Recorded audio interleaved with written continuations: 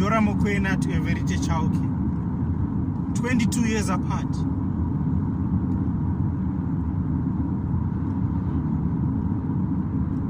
What is this thread that is missed by the scope of the TRC's inquiry that stretches from 21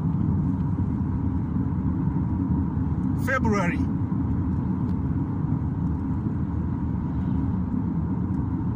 1960, when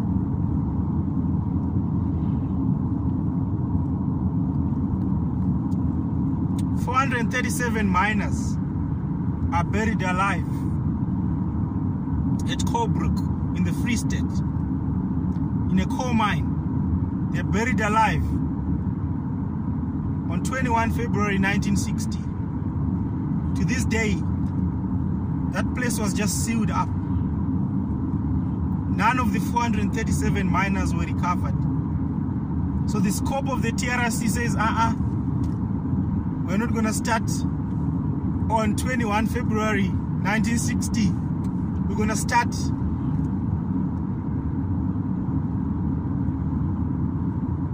nine days later, on 1 March 1960. Why?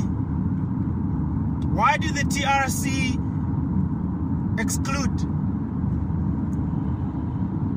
the burying alive of 437 miners just 9 days before they decide to start their investigation on 1 March 1960? Because they do not count the lives of the dead miners who are forced to go into dangerous mines by capitalism, by the racial capitalism of South Africa. They don't count that. An event which happens 9 days before they start their cut-off for their inquiry 9 days later on 1 March 1960. They cut it off on 10 May 1994. They do not see Dora Mokoena. And by extension, they do not see Everite Chauke. They do not see the Lily Mine 3, who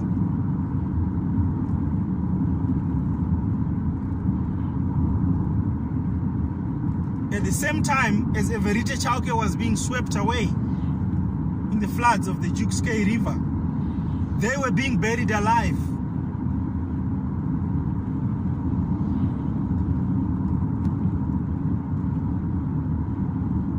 In a container at the Lily Mine. They are still buried alive to this day. Do you know their names? Do you know Yvonne Kambule?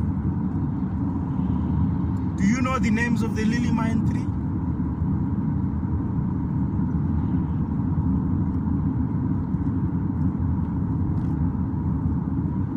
So what is this thread that stretches from burying alive 437 miners at Coburg to burying alive 3 miners at Lily Mine?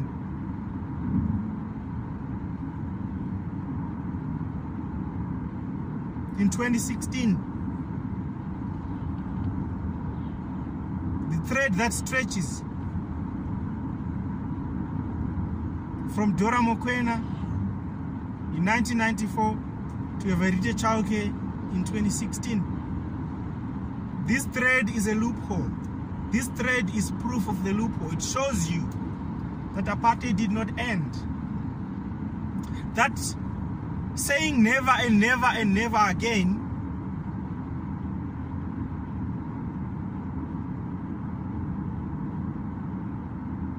is not what causes apartheid to end. In fact, it creates a loophole, because what you're doing is you're inaugurating the new while leaving a loophole, because these things are continuing anyway, in spite of you having provisioned an inauguration. The chant of never and never and never again is in itself a loophole. It creates a loophole. It creates a loophole that allows the old to continue in the new.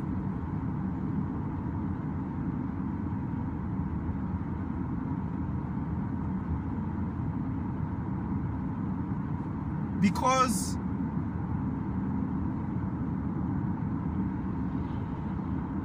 the inauguration of the new through the chant of never and never and never again is like a speech act. I don't know if you remember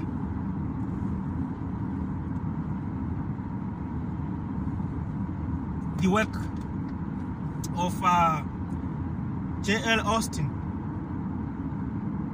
that Oxford professor, that British philosopher, J.L. Austin. He wrote his well-known book, How to Do Things with Words.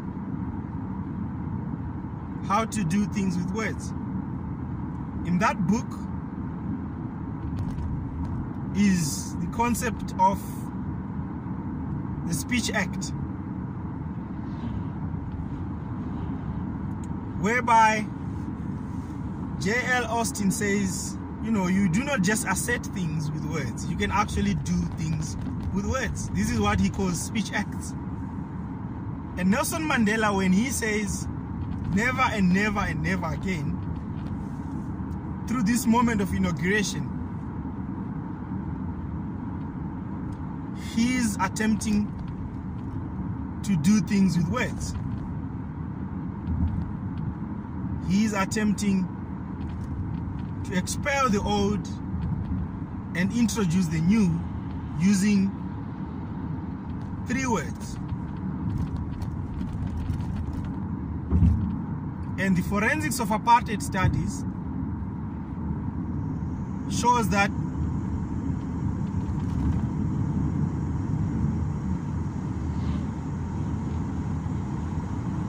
the moment of inauguration is itself also the moment, is itself also a loophole.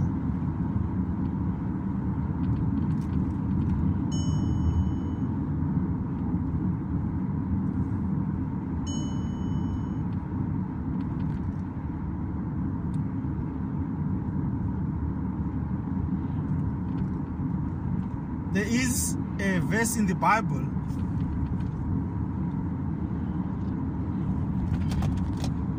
I think it's Mark 5 verse 8. I'm not very sure, but it should be. Right? It should be Mark 5 verse 8.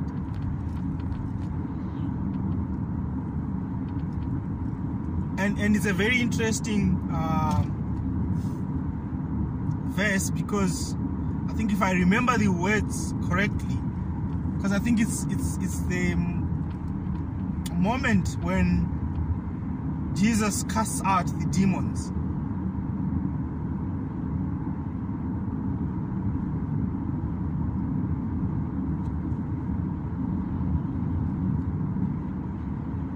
So I think he says something like come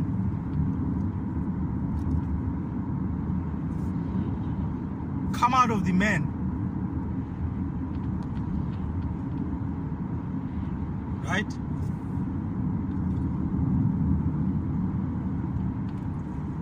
We're talking here about doing things with words. So it's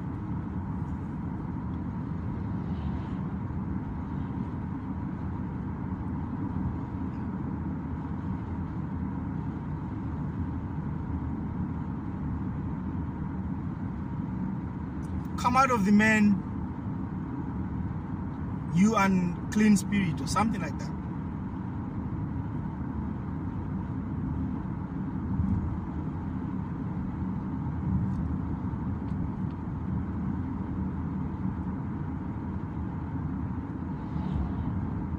Here's an attempt to do things with words. You command and it happens like you command it. But what interests me is it in this moment in Mark 5 verse 8 is that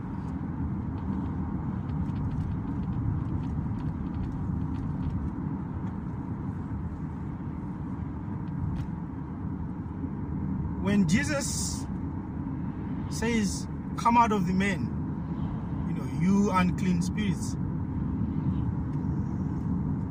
he also does something else.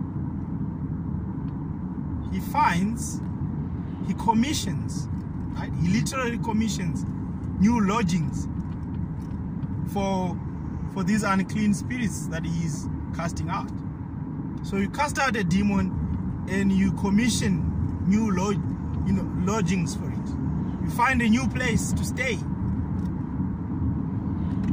for these unclean spirits. Perhaps this is what is meant by the phrase, nature abhors a vacuum. But these things that you're casting out of this man need new lodgings. So he finds the swine, the pigs. These are the new lodgings of the unclean spirits. He says, go there. Go into those pigs.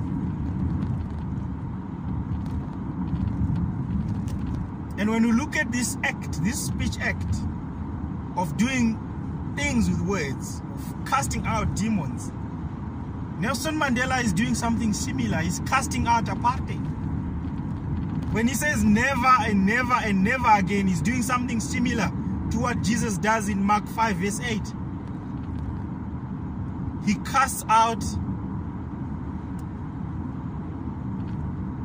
apartheid. But there's a big difference between the event of Mark 5 verse 8 and the event of 10 May 1994. And the difference is that Nelson Mandela, unlike Jesus, Nelson Mandela does not commission new lodgings for apartheid. He just claims to have shut the door on it. The pretense is that apartheid is just cut off. That is the pretense from the TRC Act. That is the pretense from the phrases never, never, and never again. You've closed the door on the past, but inauguration and exaggeratio requires that the old find new lodgings. And when you do not create these new lodgings, we have to ask where. Where are the dwellings of apartheid in the new South Africa? When you do things with words, when you do these speech acts like never and never and never again, that speech act creates a vacuum. And that vacuum is where the incorporation happens. So we have to look for the vacuum that is created. We have to look for the lodgings of apartheid. And my contention is that when you look at events such as what happens to Dora, when you look at what happens to Everite, Chauke, when you look at what happened to the Lily Mine 3, who are buried alive to this day, these are the dwelling places of apartheid. The poor are the dwelling places of apartheid. Poverty is the dwelling place of apartheid. The poverty datum line, the statistic that 55% of South Africans are living in poverty, the statistic that 1 in 2 are living in dire poverty, the assertion that South Africa is the most unequal society on earth according to the Gini coefficient. That is the dwelling place of apartheid. Because when you carry out speech acts like Mandela did on 10 May 1994, you have to create new lodgings. And you have to show us the new lodgings. If you do not show us the new lodgings, then we have to look for them. Then we have to do a forensics that shows that the old, like Terminus and Juventus, the old refused to be dislodged.